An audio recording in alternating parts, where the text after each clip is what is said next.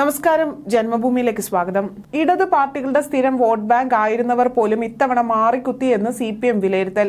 കൂടാതെ പാർലമെന്റ് തിരഞ്ഞെടുപ്പിൽ LDFന് നേരിട്ട കനത്ത തിരിച്ചടിക്ക് പാർട്ടി വോട്ടുകളിലെ ചോർച്ച ആക്കം കൂട്ടി എന്നാണ് ഇന്നലെ ആരംഭിച്ച CPM സംസ്ഥാന സെക്രട്ടേറിയറ്റ് യോഗം വിലയിരുത്തിയത്. പാർട്ടിയുടെ സ്ഥിരം വോട്ട് ബാങ്ക് ആയിരുന്ന ചില സമുദായങ്ങൾ പാർട്ടിയിലും മുന്നണിയിലും നിന്ന് അകന്നു.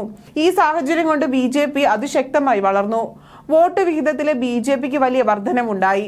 ഇത് ആശങ്കാജനകമാണ് എന്നാണ് പാർട്ടിയുടെ വിലയിരുത്തൽ. അതേസമയം CPMന്റെ കടുത്ത ഇസ്ലാമിക പ്രീണനമാണ് സ്ഥിരം പാർട്ടി വോട്ടുകൾ പോലും ഇടതുപക്ഷത്തിൽ നിന്നും പോകാൻ കാരണമായതെന്ന് പല കോണുകളിൽ നിന്നും രൂക്ഷ വിമർശനമാണ് കഴിഞ്ഞ ദിവസങ്ങളിലായി വന്നുകൊണ്ടിരിക്കുന്നത്. ഭൂരിപക്ഷം ഹിന്ദു വോട്ടുകൾ പരമ്പരാഗതമായി വന്നുകൊണ്ടിരിക്കുന്ന പാർട്ടിയാണ് CPM. അതേസമയം ന്യൂനപക്ഷ വോട്ടുകൾ വലിയ പരിധിവരെ കേരളത്തിൽ UDFനാണ് പോയിക്കൊണ്ടിരിക്കുന്നത്. എന്നാൽ ഇടക്കാലത്ത് മുസ്ലിം സമുദായ പ്രീണനം CPM നേതാക്കൾ അവരുടെ സ്ഥാപിത താൽപര്യങ്ങൾക്ക് വേണ്ടി വലിയ രീതിയിൽ വർദ്ധിപ്പിച്ചു വന്നപ്പോൾ CPMന്റെ അടിത്തറയാണ് ഹിന്ദു വോട്ടുകൾ അവരിൽ നിന്നും ചോർന്നു പോകാൻ തുടങ്ങിയത് എന്നാണ് ഇപ്പോൾ വിലയിരുത്തപ്പെടുന്നത്. അതിന്റെ കൃത്യമായ സൂചനയാണ് ഇത്തവണത്തെ ലോക്സഭാ തിരഞ്ഞെടുപ്പിൽ ഫലം എന്നാണ് പൊതുവെ വിലയിരുത്തപ്പെടുന്നത്.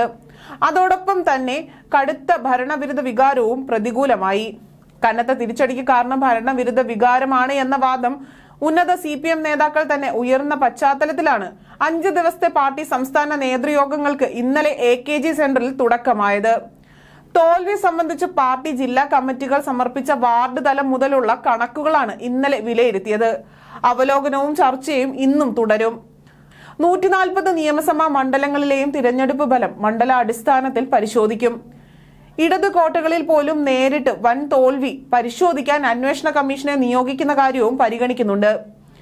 പാർട്ടിയുടെ സ്ഥിരം വോട്ട് ബാങ്ക് ആയിരുന്ന ചില സമുദായങ്ങൾ പാർട്ടിയിലും മുന്നണിയിലും നിന്ന് അകലാനിടയാക്കിയ സാഹചര്യങ്ങളും സംസ്ഥാനത്ത് BJPയുടെ വളർച്ചയും വോട്ട് വിഹിതത്തിലെ ആശങ്കാജനകമായ വർധനയും പരിശോധിക്കും. സാമൂഹ്യക്ഷേമ പെൻഷൻ വിതരണം ഉൾപ്പെടെ കാര്യക്ഷമമായി സാധാരണക്കാരെ വീണ്ടും പാർട്ടിയോട് അടുപ്പിക്കാനുള്ള നടപടികൾ സർക്കാർ സ്വീകരിക്കണമെന്ന ആവശ്യവും യോഗത്തിൽ ഉയർന്നതായാണ് സൂചനകൾ ലഭിക്കുന്നത്.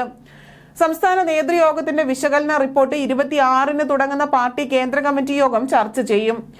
എന്നാൽ എന്തൊക്കെ നിർദ്ദേശങ്ങൾ സമർപ്പിച്ചാലും കടുത്ത സാമ്പത്തിക പ്രതിസന്ധികൾക്കിടയിലും ദൂർത്ത് തുടരുന്ന മുഖ്യമന്ത്രിയും പരിവാരങ്ങളും അതിൽ നിന്നും വിട്ടു നിൽക്കുവാനുള്ള എന്തെങ്കിലും നടപടി സ്വീകരിക്കുമെന്ന് തോന്നുന്നില്ല.